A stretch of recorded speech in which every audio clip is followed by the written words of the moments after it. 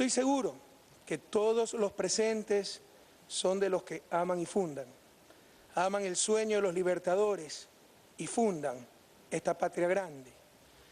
También en voz alta pienso con tristeza que hoy faltan aquí dos de los más grandes entre aquellos que aman y fundan, nuestros queridos Néstor Kirchner y Hugo Chávez, luchadores incansables de este sueño que hoy, y como más grande homenaje a sus memorias, ya no tiene retroceso. Y aunque es histórico el camino recorrido, muchos de mis colegas lo han mencionado, la frase de Martí inevitablemente me hace pensar que nuestra lucha no ha estado exenta de aquellos que odian y deshacen.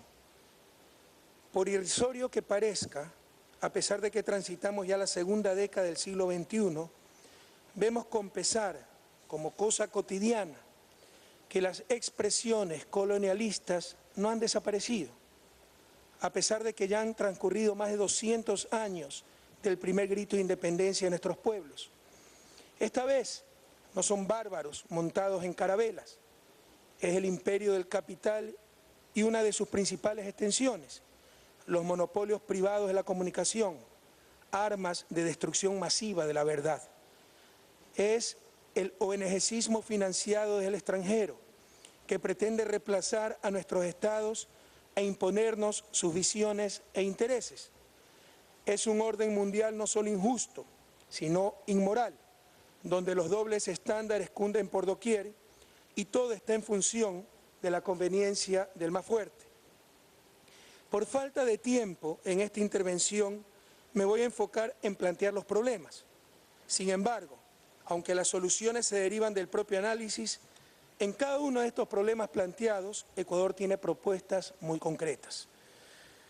Hace algunos días, queridos colegas de la Comunidad de Estados Latinoamericanos y del Caribe, tuvo lugar la tercera conferencia de los Estados parte de la Convención Interamericana de Derechos Humanos en Montevideo, donde 18 de nuestros países trabajaron para procurar la universalidad de la Convención Americana sobre Derechos Humanos, además de buscar un funcionamiento más coherente, equilibrado y justo de sus relatorías.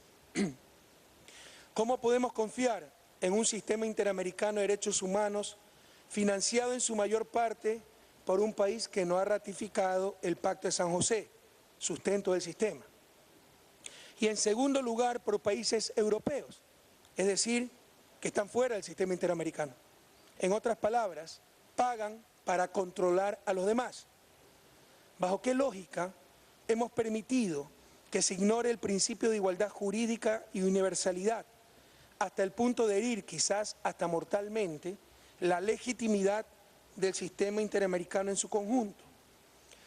¿Cómo podemos admitir que la sede de la Comisión Interamericana de Derechos Humanos, CIDH, se encuentre en un país que no ha ratificado el Pacto de San José y que el 29% de los funcionarios de dicha comisión sean de esa nacionalidad? ¿Por qué los privilegios que tiene la supuesta Relatoría de Libertad de Expresión, una única relatoría con carácter especial, sobre las otras 8 relatorías? ¿Significa acaso la supremacía de este derecho sobre los otros derechos políticos, civiles, ambientales, económicos, etcétera? ¿O tan solo la supremacía del capital detrás de los medios de comunicación? Que nadie se engañe, el lobby mediático tal vez es el más fuerte del mundo y mantiene sus medios, sus ONGs, incluso sus relatorías, bajo el simpático, entre comillas, principio de que pueden mentir, manipular, hostigar sobre todo a los gobiernos progresistas, que son un peligro para su poder y sus negocios, pero que nadie los puede cuestionar a ellos, o será un atentado a la libertad de expresión. La libertad de prensa es confundida con la libertad de empresa, pero lamentablemente la mercancía transada no es una simple corbata, sino un derecho, la información. Para ellos, la antología de la libertad de expresión es CNN. Están en su derecho. El problema es que creen que sus valores deben ser valores universales. Es el nuevo imperialismo. Como alguna vez me dijo usted, comandante Raúl Castro, desde que se inventó la imprenta, la libertad de prensa no es otra cosa que la voluntad del dueño de la imprenta. Y esto, si queremos tener verdadera libertad de expresión en el siglo XXI, debe cambiar. La libertad para nuestros pueblos, no para el capital.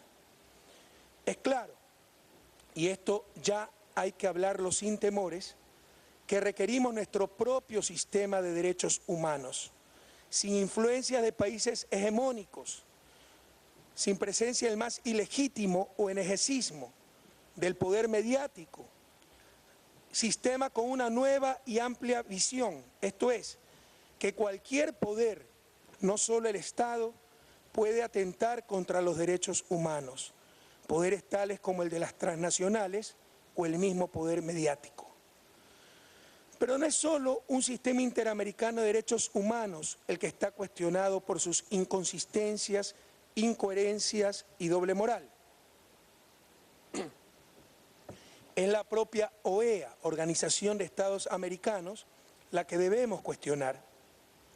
¿Para qué sirve la OEA si todavía permite un descarado colonialismo al frente de nuestras costas, como es el caso de las Islas Malvinas, islas argentinas y latinoamericanas?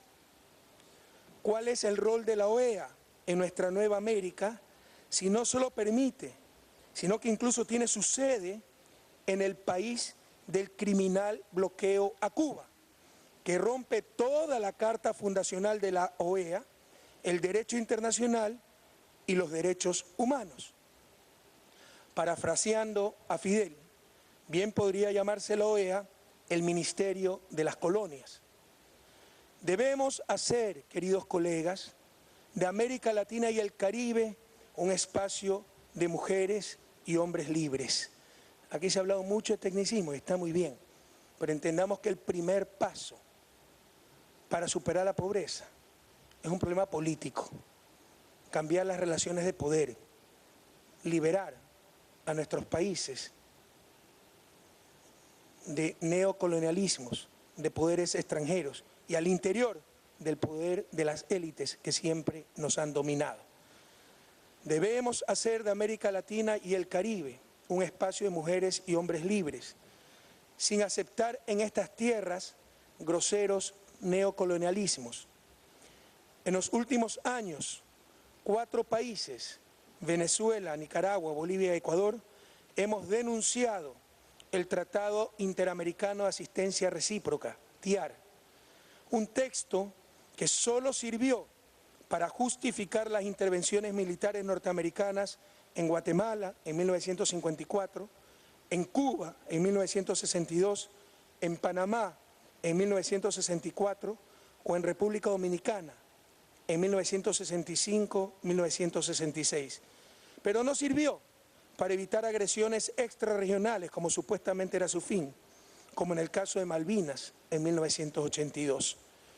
Con el Consejo Suramericano de Defensa ya estamos trabajando en el diseño de una nueva doctrina de seguridad regional centrada y pensada desde nuestras latitudes. Pero los neocolonialismos continúan.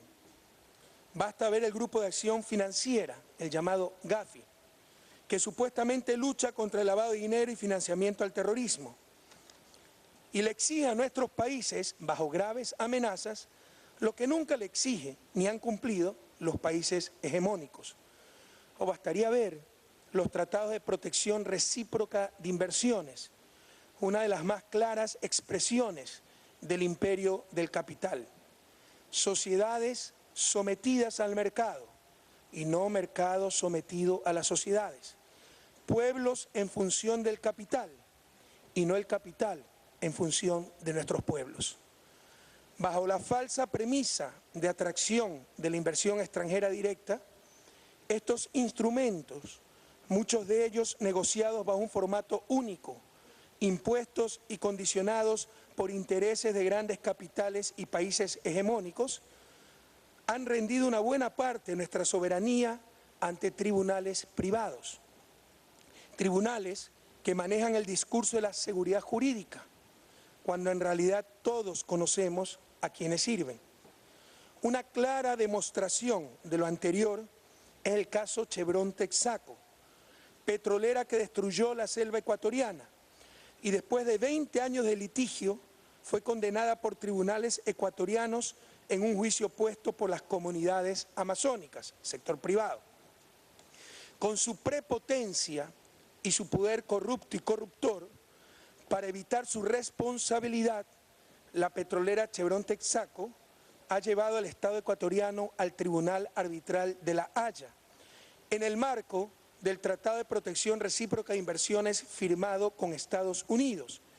Y el tribunal se ha declarado competente para tratar el caso, pese a que no es un juicio entre Estado y transnacional, sino un juicio entre privados, lo que no es materia de arbitraje. Y no obstante que Texaco dejó de operar en Ecuador en 1992 y el tratado con Estados Unidos es de 1997, es decir, aplican retroactivamente el tratado, violando principios universales del derecho. Ya nada sorprende en una institucionalidad internacional que no está en función de la justicia, sino tan solo del más fuerte. Pero invito a todos ustedes a visitar mi país e ir a la selva a meter su mano en las piscinas tóxicas dejadas por Texaco. Esa mano, 30 años después de que la compañía dejó el país, saldrá llena de residuos de petróleo. Es la mano sucia de Chevron. Además del daño ambiental irreparable y el perjuicio a la salud de nuestros compatriotas, esta experiencia nos ha permitido ratificar algo que ya veníamos denunciando: la privatización del derecho y el despojo de la soberanía jurídica de los estados, materializada a través de los tratados de protección recíproca de inversiones. Probablemente, queridos colegas, no hay otro aspecto donde sea más urgente la integración. La única forma de resistir y liberarnos del imperio del capital es la integración. Separados, será el capital transnacional el que nos imponga sus condiciones. Unidos, serán nuestros pueblos los que impongan las condiciones al capital. El injusto orden mundial pretende una nueva división internacional del trabajo. Ellos produciendo conocimiento, bien que generalmente es de fácil acceso una vez creado, por lo cual se ponen barreras institucionales, es decir, patentes, para que su acceso, su disfrute, no sea gratuito. Nosotros, produciendo bienes ambientales para uso de los contaminadores globales, y ni siquiera se logra extender el Tratado de Kioto. Peor aún, recibir una justa compensación por proveer los bienes más importantes para la vida en el planeta. Si ustedes usan un invento sin pagar el correspondiente royalty, regalías en español, se van hasta presos. Si ellos destruyen nuestro planeta, a pesar de los bienes ambientales que nosotros producimos, no pagan absolutamente nada. Y mientras tanto, estamos llenos de sus ONGs que buscan imponernos lo que nunca hicieron en sus países, que buscan que no aprovechemos soberanamente nuestros recursos naturales por la mencionada nueva División Internacional del Trabajo. Ellos produciendo bienes y servicios de alto valor agregado, nosotros produciendo bienes ambientales de libre acceso. Y pretenden hacernos creer que la miseria, sobre todo la de nuestros pueblos originarios, es parte del folclore, cuando es el más grande insulto a la dignidad humana y el imperativo moral de nuestra época. La integración, queridos colegas, debe servir también para proclamar con firmeza y convicción el derecho a vencer la pobreza usando soberanamente nuestros recursos naturales.